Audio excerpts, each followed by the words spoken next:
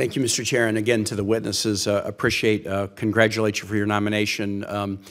Governor Brownback, you are supported by a number of people I really care about and respect, and you are suited for this position in many ways. I do have a couple of concerns, and so let me just jump right to them.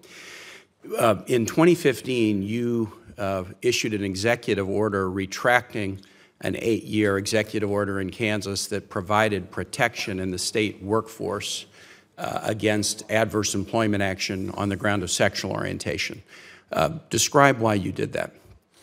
That was an order that created a right by the executive branch that wasn't available to other people, and it wasn't passed by the legislative branch. I believe those sorts of issues should be passed by a legislative branch. Do you commonly issue executive orders?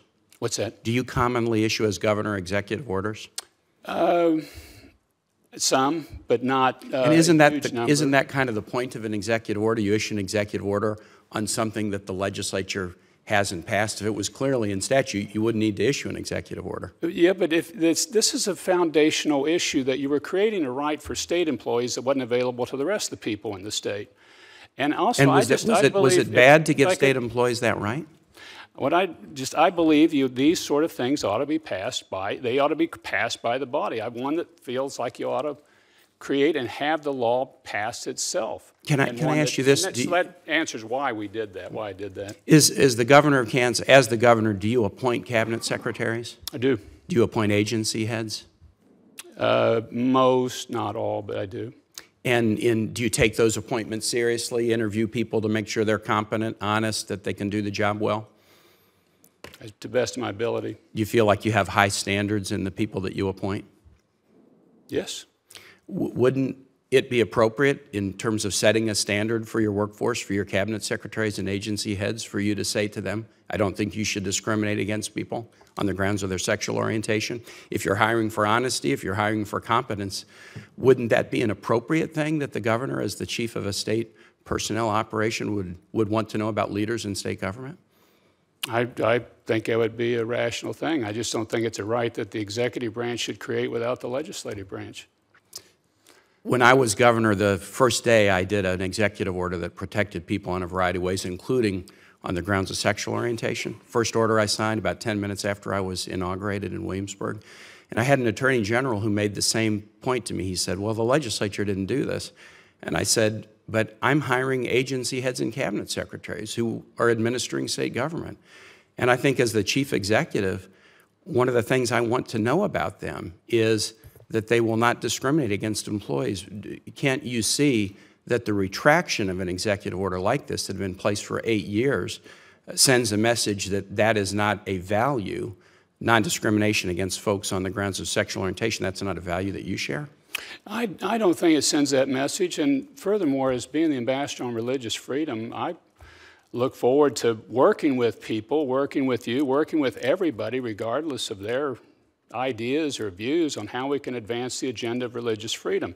There may be differences on other topics. There are differences that Ambassador Saperstein and I have on other topics. Let me connect it to religious freedom. But the beauty of this topic has been that we tend to focus on what bipartisan things are that we agree upon. And I pledge to you to do that in this role as Ambassador for Religious Freedom. Let me connect this. Continue the work that Ambassador Saperstein Let me connect this to religious freedom. Are you aware that there are countries around the world where you can be imprisoned and even executed if you are LGBT? I believe that's correct. And are you also aware that in some of those countries, the asserted justification for criminal treatment of people based on LGBT status is a religious justification?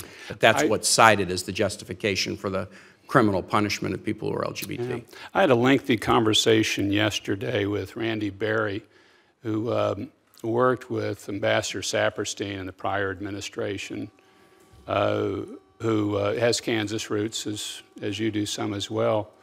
And we had a good conversation about how these two offices work together, and I don't see doing anything any different than what they work together on for as far as the topics. That wasn't really my question. But that really is the point. Is there any circumstance under which religious freedom can justify criminalizing, imprisoning or executing people based on their LGBT status? Well, I agree with what Randy Berry did around the world on that topic. I'm not fully briefed on the various and the specifics, but what he basically did and described to me yesterday and the work they did back and forth with Ambassador Saperstein, I wouldn't see changing. Okay, but I'm going to close just with this question. I'd like an answer to this question.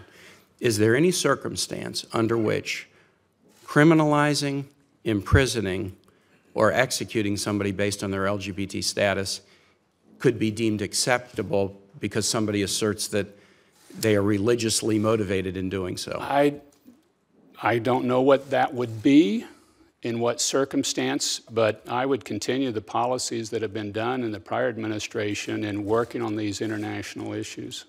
I really would expect an unequivocal answer on that, but my time is up.